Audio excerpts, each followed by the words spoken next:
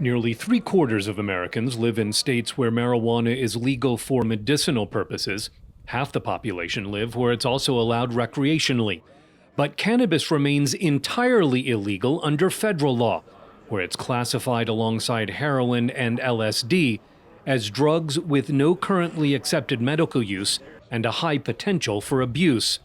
The overwhelming majority of American voters who think that should be changed makes cannabis a ripe opportunity for presidential candidates Joe Biden and Donald Trump, especially among young voters, according to Scotty Smart, who's a community organizer with the civic engagement group, the New Georgia Project. A lot of people don't understand policy. A lot of people don't know how policies affect their day-to-day lives. I think cannabis is an issue that ignites and excites young people to pay attention.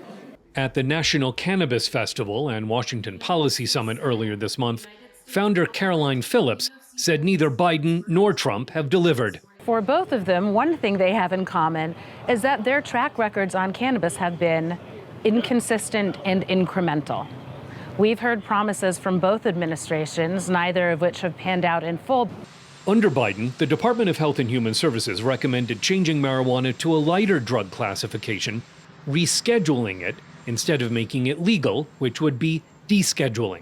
The current White House's policy on marijuana remains slightly unclear.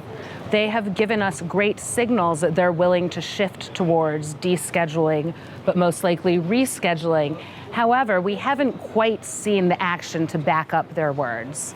In 2018, then President Trump said he would, quote, probably support efforts to end federal prohibitions on marijuana and leave its legality up to the states.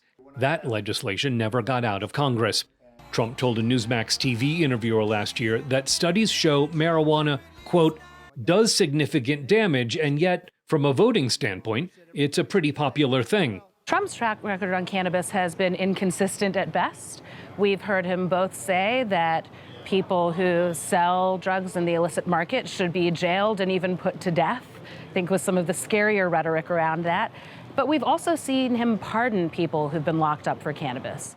U.S. voters' shifting attitudes about marijuana show in Gallup polling, where last year 70% of adults supported legalization. That's more than double the number who said they favored legalization in 2000. Morgan Fox is political director for the National Organization for the Reform of Marijuana Laws.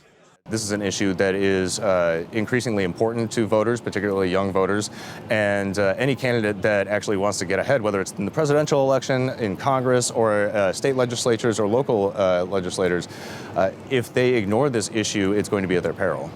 Younger voters animated by legalizing marijuana are hoping for Biden administration action on cannabis before the November election. Scott Stearns, VOA News.